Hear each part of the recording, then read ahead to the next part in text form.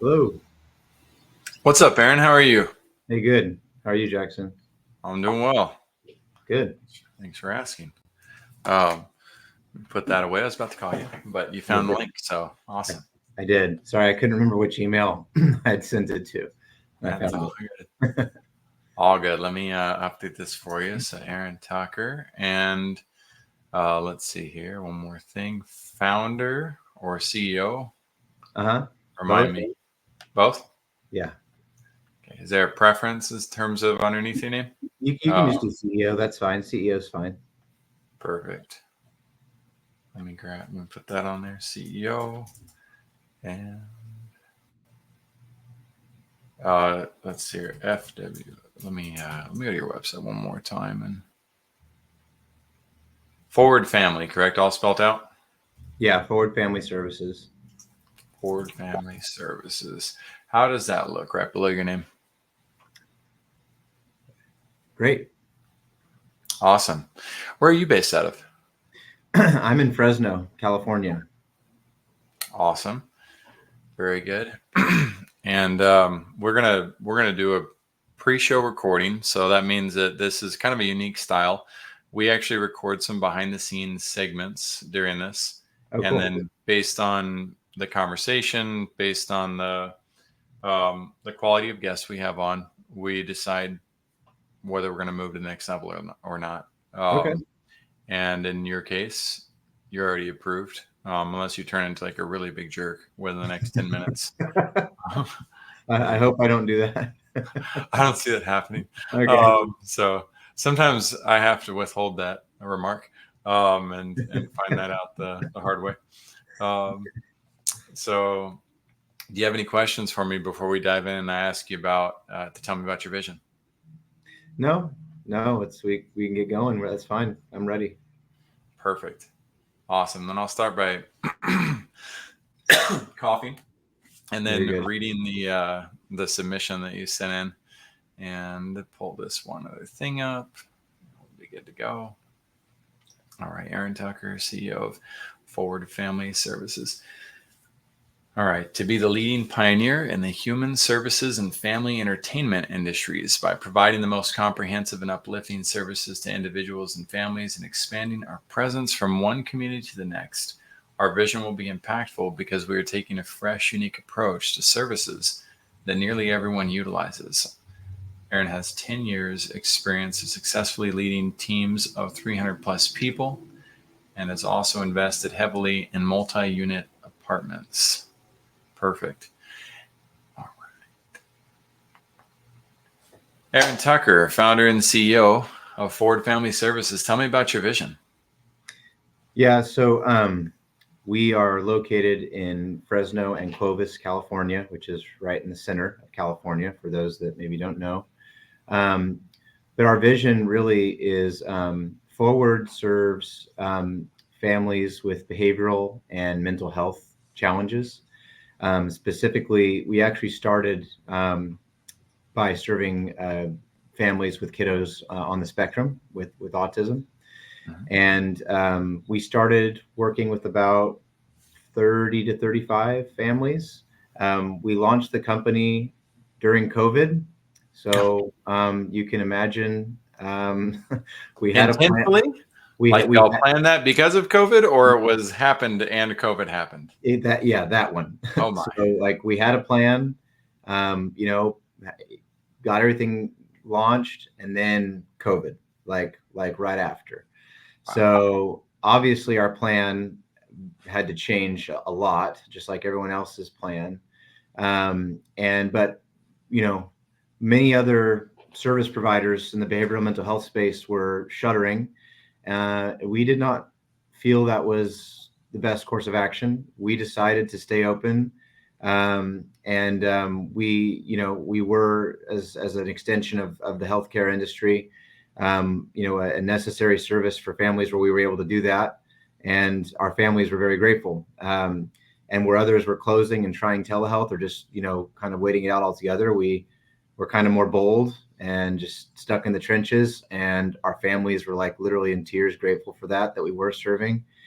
And I think that Okay. decision to kind of tough out COVID and be flexible really jump started our launch, which is our vision, which was to grow our presence, serve as many families as possible, and move from one community to the next.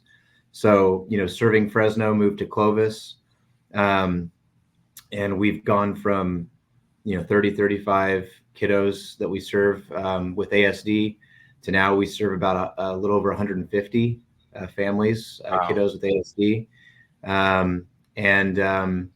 We along the way, we've incorporated psychotherapy services. That's just one-to-one counseling. I'm pretty passionate about that also because, if you can imagine being a family, having a kid or kids with behavioral health challenges, ABA or ASD therapy, that's trying to address the direct behavior of the kiddo with a technician. But these families, oftentimes they struggle with knowing how to work with the kiddos. It causes other stresses at home, at work, with siblings, with relationships. And so psychotherapy is also really helpful in addressing those types of issues or challenges. And our families were really grateful for that. And then besides our families that, have kids on the spectrum, we also just provide psychotherapy services in general for those that need them. And going back to COVID, if anyone is keeping up kind of with the mental health, truly my opinion is that the real pandemic is the mental health and behavioral health pandemic that goes unseen and unspoken really in this world. And Yeah. it was only exacerbated 4 or 5 years ago, and that hasn't really changed. It's only increased. Right. And the need for providers and services such as Forward Family Services and others that are in this industry, there's never enough. And so we branched out into psychotherapy, and we serve about 70 or 80 families with those services. And then we also branched out into addiction recovery. So we do mental health and addiction recovery services, intensive outpatient, and like residential detox services, which I love this. I want you to bring me back to this. I'm going to interject a little bit, just to color commentate on some of what you said. And this is fantastic. I'm a big fan of every type of, really every reality that you shared, in terms of wholesome, recreational, well-being for families, for kids. I've got 4 kids myself. I don't know if you know that. Okay. Cool. I don't think that they don't seem like anyone's on the spectrum. I might be. I don't know. And up here, you'll notice in the sponsors, Recovery Unplugged, is now a friend of mine, Andrew Sosin. He came on the show, did an awesome job for addiction treatments. Then yesterday, we actually hosted T. Sandifer. I don't know if you know her yet, but T. Sandifer of Studio T Arts is in California as well. She's helped over 880,000 at-risk youth with their after-school dance programs and art programs. She's phenomenal. And that's really cool. You talked about the effect that COVID had. I agree with you. The mental health pandemic that already existed was exacerbated. Imagine, everybody listens in.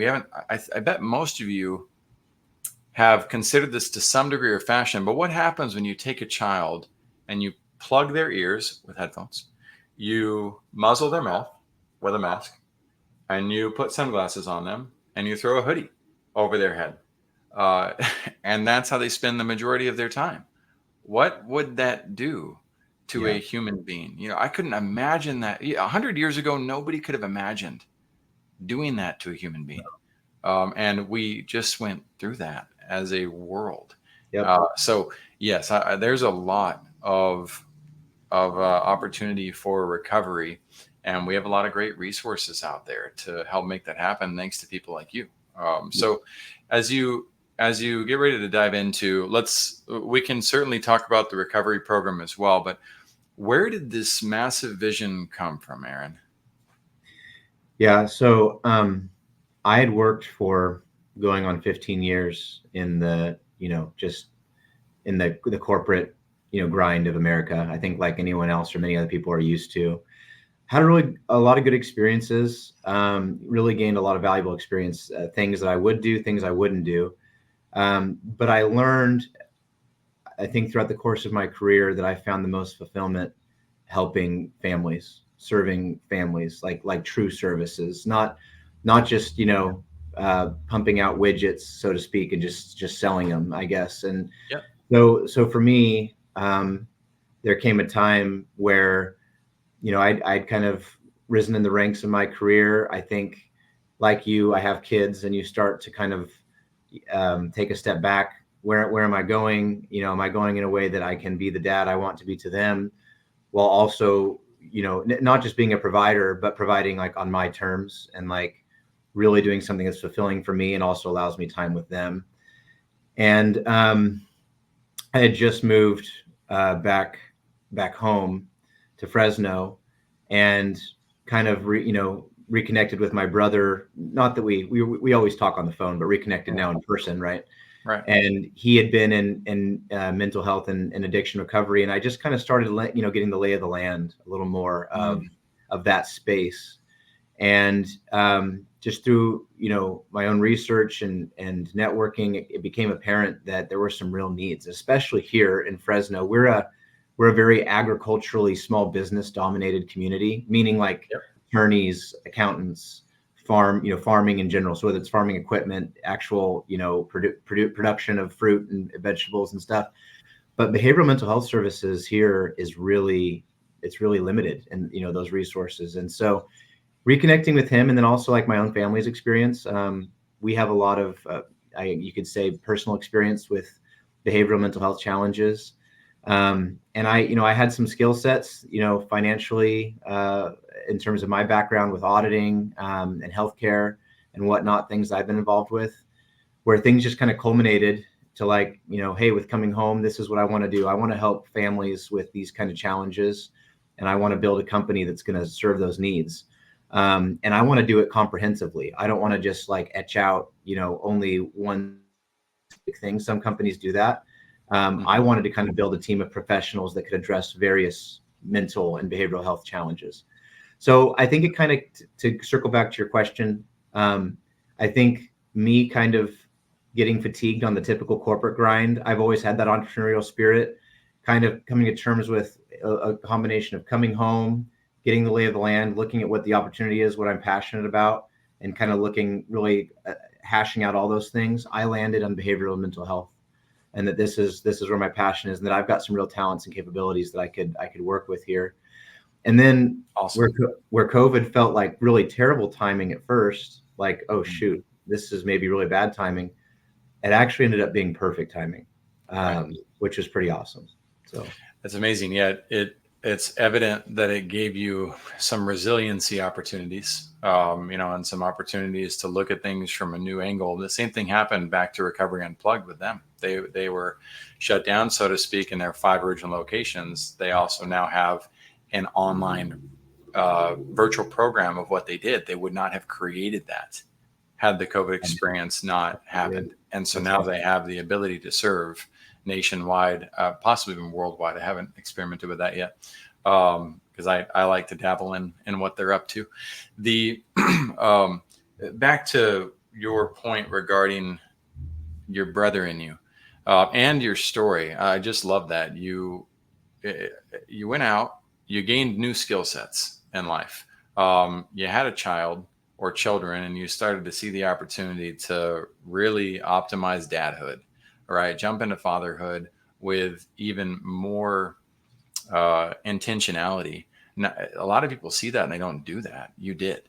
You saw an opportunity to align your life and your career with that, and the byproduct has been also reuniting with your brother, leveraging his strengths, pulling your talents together to create something amazing. And that's welcome back to that aspect of life. Where I don't mean that pretentiously for those who are listening. I mean that because I've been a stay-at-home dad since my daughter was born in 2010.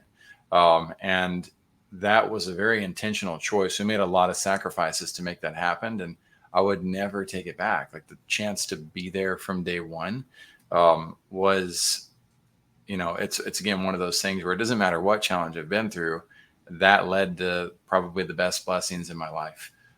So it's fun that you were able to go find those skill sets. In other ways, I had to find that too. and create that balance. Just because you are a stay-at-home dad doesn't make you a perfect dad by Right. any means. I had plenty to learn. Right. So thanks for sharing that. We're going to record 2 more quick segments. How many podcasts have you been on, Aaron? Oh, did I lose you? Can you hear me? There you are. How many podcasts have you been on? I've been on like 5 or 6. Okay, awesome. I'm going to give you one small piece of feedback for the next segment. Okay. And that is try to incorporate me as a color commentator sooner, knowing that I will recap and like where you felt like you needed to go back to the question. If you give me that opportunity, then I'll do a little recap to validate what you said. Okay. And you'll then be able to correct me if I'm wrong. And if Okay. there's a conflict, that actually drives a little bit of momentum and dynamic into the show. But if I nail it, then of course you can say, dude, you nailed it. And you can add on Gotcha. from there. So Okay. that'll be some podcasters need a lot of saving, and need you to carry on. Other podcasters are more into the co-hosting thing. Okay. Awesome. So last segment. All right. So I have 2 questions I'll go back to back on. These are leading questions. Feel free to argue the question itself or, feel free to answer them. Why do leaders often hide from funding their visions? And how can leaders lean into funding the vision? Why? It's hard. I think that when people start, it's fun when you start to have your vision. It's really fun to start thinking what could be, what it might look like, when it comes together. Then when you start actually making a plan and culminating everything that it takes to make it a reality, it gets a lot less fun really quickly. And I think that people, that pushes them away, and it's unfortunate. But I'm a big believer in grit and in digging in. It's being an entrepreneur or starting your own thing is hard. It's really hard. It's really hard. And we're located here in California. You might say it's a little extra hard. I would agree. I'm in Texas. Yeah. We like to laugh at that. Yeah. So, but and then as far as leaning in, it's what I think. When I spoke about earlier, like, what are you passionate about? If you're not passionate about it, I just frankly don't believe you'll be able to lean into it. If it's not something that you wake up in the morning and it's like, I'm ready to do this, I'm looking forward to doing this, like this is my identity. Like, besides this, I'm a runner. Like, I just finished a marathon on Sunday. I love and Congratulations. Oh, thank you. Thanks. But I like wake up and I look forward to my runs. Like, I get up at 5:36 in the morning. I love my run. That's how I feel about what I do for a living too. Like, it's got to feel like that to you. It's got to feel like breathing air. It's got to feel like whatever it is you love doing. That's, if you're going to really start something and hold on for the long term and like really lean into it, I just believe you got to be passionate about it. And hopefully you've got skill sets and talents and things to like complement that, but that doesn't always matter. Like, there's a lot I didn't know about behavioral mental health that I just decided, yeah, I'm just going to figure it out though, or hire the right people to help me figure it out. And that's, so I think passion more than anything, even if you don't have necessarily the natural skill sets or all the natural skill sets, hopefully you have some. I think those things can come, but if you're in something you're passionate about, feel strongly about, I think that can drive you. I love that. Acknowledging that it's hard. It's one of my favorite answers that people give to these questions, because we live in a world where they say it's easy and simple. No, it's hard. And having that passion, a lot of people are opening strange businesses right now. It's amazing how many vape shops are going up. And I'm like, that's a pseudo passion. Yeah. A false passion. That's I saw somebody else open one, so I should open one. And I know it's so tempting to go that simple route. And you mentioned the reality that you don't have to have have the skill sets. I agree. You don't have to have them all. And there are skill sets, or there are people that you need around you with those skill sets in order to typically make that come to fruition. But the virtuous nature of your answer is something that I greatly appreciate. And I know how helpful this can be for those who are stuck in a world being told it's going to be easy, it's going to be easy, it's going to be easy. And no, it's not going to be easy. Life is hard, whether you're 2% body fat or 400 pounds, life is hard. For sure. Either way. So, and I run too. I love to run. I love to run my mouth. Well, thank you for all your help. It's going to be great. I can't wait to have you on the show. Awesome. So, yeah. Thank you. We're done with the segments. We will do a little bit of a walkthrough in terms of how we can help each other promote the show so that people come to your stage. Have you been to a business expo before? Like an in-person actual business expo? Mm-hmm. I don't know that I have, actually. No. If you ever go, they have all the booths, and they usually have a couple of stages throughout. And during those stages, they have like different speakers at different times. And sometimes those speakers don't do a good job of promoting their stage, and so nobody comes. And sometimes the conference doesn't do any promotion for the stage, so nobody comes. It really depends. Is it Michael Jordan on the stage? Then like everybody abandons the booths at once. It's there. But gotcha. The reality of this show, Vision Pros, it's built around. I built it because I'm a huge believer that vision is what people buy into long term. Without it, you're not going to last very long as a business owner, or even get to a point of success. People don't care how much we know until they know how much we care is one of my favorite quotes. And so that's the other byproduct of like, oh, duh, that's why I created this. That's always been one of my favorite quotes. There's an opportunity to create an audience together. And with that, we're going to do everything we can to convince people, inspire people that Aaron Tucker is the Michael Jordan of this space. And our people will come with some trepidation on that because, one, we advertise. So a lot of my audience is already stranger danger with me, and they're going to be the same thing with you. Who's this Jackson guy? Who's this Aaron guy? Yeah. The people who are going to be most excited to learn about the intricacies of your vision are those you're already serving.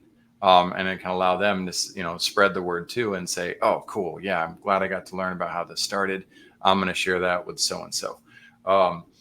You are going to get the questions in advance for the real show, the full show, because I ask really hard questions. Like, what's the best leadership experience you've ever had? What's the worst leadership experience you've ever had, in reverse order? But those are questions that people want to ponder on. It's always awkward when my guest comes in and hasn't read those in advance. So you'll get an email about that. We're going to announce the episode with these teaser clips to get people to come into the theater and watch the full movie. Cool. We're going to go live on StreamYard. When we do, you can actually connect your two channels on StreamYard as well. So you go live to your audience if you want to. And then every question that I ask, our production team is now cutting those into their own individual episodes. So we actually record about 15 episodes between the two shows. So that's very cool. Yeah, we'll distribute it on the main RSS feeds after we go live. We will remix the best performing shows into highlight reels, basically the top 10, worst leadership experiences, etc. That'll be fun. And then we'll do Facebook ads on occasion for specific shows. And we also have a newsletter. It's not that exciting though. If you've seen it, we got about, I don't know, maybe 30 people on the newsletter. And I only publish like every quarter. So it's not a huge deal. The Facebook group I really like because it's my little black book of business for people who are awesome enough to pre-qualify for the show. You're welcome to join that. I'm pretty quiet on Facebook. There's not a lot of rah-rah that goes on there. I'm a single father of 4, dude. I got you. I'll spend a lot of time on there. Would it help you to be on other shows? Is this something that you're seeking? I'm always happy to do this. I enjoy podcasts. I enjoy talking about what we do. I enjoy, putting us, myself out there and talking about this. And as I said, we're trying to grow our presence and yes, so I'm always open to that. Yeah. Cool. Then you just received the first email I just sent you was the one to book for our live show. Okay. The second email that you're about to get is going to have 3 to 5, I can't remember which, 3 to 5 applications for different shows that have come on my show. And I was like, man, you got a great show. Cool. And you'll get one of those emails every week for like 4 weeks. Again, 3 to 5. Some of them apply for what you do, some of them don't. Um, I don't just put anybody on there. They have to be a show that I believe has potential or is Sure. already, outperforming me, such as Iconic with Chris Whitehead. He's cool. He's over on Awesome. the East Coast, but Awesome. great guy, great turnaround story. In terms of promoting us, we're going to build a landing page for the episode, and we take great pride in the landing page. We want you to as well. The only way we can do that is if you give us really strong feedback for what you want changed about it. So I would treat that like it's your own landing page, and say, hey, Jackson, these action steps after the show are super valuable. Let's get them on there. Or Jackson, I'm writing a book and the pre-order is coming out. Can you put the pre-order promotion on there with a link to that Amazon page? Okay. Absolutely. And I say, Jackson, you're just anywhere email you reply to, my team will get that information. The more organized it is, the easier it is for us to make changes. Got it. Okay. The other thought regarding that, the warning, if you send me a sizzle reel, like a highlight video that's, for you, like on stages and stuff and who's coming on. I mean, T. Sandifer had an amazing sizzle reel. So she sent it over. We loved it. We used it. Most of the time when people send those to me, they're the worst infomercial we've seen in a while. And it's like a product pitch. Those, if we get materials like that from you, then we're going to give constructive, critical feedback and let you know that. Is that okay? Yeah, I'm very used to receiving and giving feedback. That's fine. Good. We love feedback on our end as well. So that's not something to shy away from, but I'm not sure. I'm just thinking to myself if I have such a reel anyway. But yeah. It could be a lead magnet. It could be an offer. There's anything that it could be a PR piece. You won some type of award. Anything that helps us establish your Michael Jordan hood, so to speak. You can send our way. And I sent you a couple of links just now. These links are so you can subscribe or leave a review for us. Short, honest is the best way to go. That helps the organic reach of the show a lot. And if you don't want to, or you don't feel like, I don't really like it, that's fine, dude. I want you to be authentic always. And like I said, the feedback is always welcome. In terms of sharing the episode via email, of course you can do that. My reminder to people is we give 100% copyright access to you as well. So if there's a segment and you're really excited about it and you want to cut me out, you want to cut our brand out, please do. Use this material however you see fit. If you end up having a video producer that can deep fake, make me dance like a chicken and make us go viral, like you can do whatever you want with it. Okay. Yeah, I won't be upset. The Facebook ad strategy. You're going to get an email about it. And in the video, I'm going to explain why you should not use our Facebook ad strategy. It's $100. I do not recommend doing it unless you watch the video and the video shows you why we do it and what we do with it. You're not going to make $1 million by running $100 in Facebook ads. Sure. The goal for us is to plant the seed that, hey, look, we're a transparent growth company. We want you to see everything you can about us. If you're inspired to work with us, fantastic. Okay. If not, I wouldn't do the strategy. Okay. If you happen to do stage time, or like speak at events, you want me to come out and represent what it's like to be a single father of 4, twice divorced, what leadership lessons I learned along the way. I love talking about parenthood. I've got a book coming out about it as soon as I can finish the publishing process, but that's a very sacred responsibility to me. So last time I was ready to publish it, COVID hit and 2 presidents were hogging the microphone. Oh, yeah. So I was like, yeah, no, I'll wait. That's about to happen again. So I'm probably going to wait again. Yeah. So that's, I'd love to get your insight and feedback on that. In fact, I'd love to have you as a contributing author because there's some tie-ins to the message of that book for parents and what you do. The one thing that that stage time, like I said, I usually make a joke in there that you can fly me to Hawaii anytime you want. But the one thing we do ask for is referrals. People like you tend to know good people.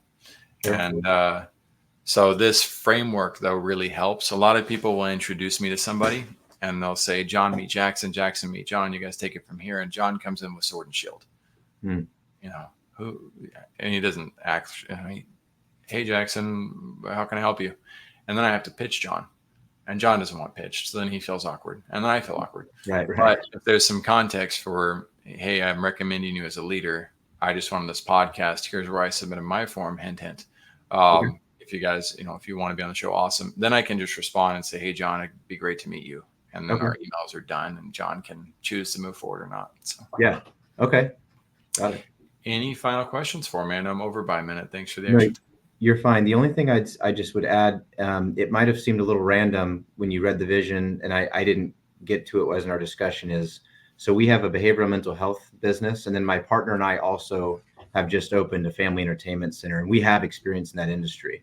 So we're in the behavioral mental health space with families, but also in family entertainment. Those are the two spaces we do, and they're two separate companies. So I don't know if you want me just to focus on the one or to discuss both, but that's just one thing I didn't mention. So I'm just making you aware. I'll give you a resource that will help you with preparation. Thank you for that. It is going to be your vision, and you're welcome to derail me at any time during the show. The audience will either feel the vibe of that in a good way, or they'll realize that you're steamrolling me. Right. And it's however you navigate that. I trust your charisma and charm. Okay. I hope that you do look at the emails that come, because they always have resources in them. I never waste time with communication, but I did just send you the questions. Okay. That way you can kind of get centered on how you want to navigate the flow. My advice is the more clear and brief you are on your answers, the more we'll have time at the end for me to turn the mic over to you and say, Aaron, you guys, Forward Family Services, and this entertainment center that you've built, like, tell us about it. Take us whichever direction you want. That's great. But if somebody's super long-winded on the rest of their answers and is kind of out of control with the process because they didn't prepare well, we don't have as much time to do that. I got you. Yeah, no, that makes sense. I appreciate that. Thank you. Yeah, man. I'm really digging what you're up to, the cadence. And if it makes sense, maybe check out T. Sandifer. Also Kareem Abel-Naga. Those are two past guests I've had. How do you spell T? Is it, you say Tia Sandifer? T-E-E. It's a Tamara. But T-E-E. Studio T Arts is her program. Okay. And who was the other one? Sorry. Yeah, it's a hard one to spell as well. Kareem, that's Karim. I'm going to chat you both links for them. Kareem is a Forbes 30 under 30 in the education space. He has the largest tutoring program in New York City. Very cool. And beyond. And both of them have super clear visions. T is a Forbes Council member as well. And just hearts of gold. Awesome. Yeah. So if you end up seeing that there's an overlap where you can either help T with I don't know, getting her after school program into places in Fresno, or what's it called? Building out a network of potential donators for the process. On Kareem's side, he's always looking for urban schools whose principals are overworked and they don't have the resources for the after school programs. And there's a financial victory for them on his process. I don't understand it too much. We didn't get into the details, but and then of course, whatever you guys are looking for and need, just let me know what that is, and then I can do a proper introduction for all of you. What's Kareem's last name? Abel-Naga. A-B. I bet if you spell it wrong, Google finds it. He's there. Abel-Naga. That's a tough one. Okay. Yeah, you misspell it, Google will find it. That's how. Okay, I got it.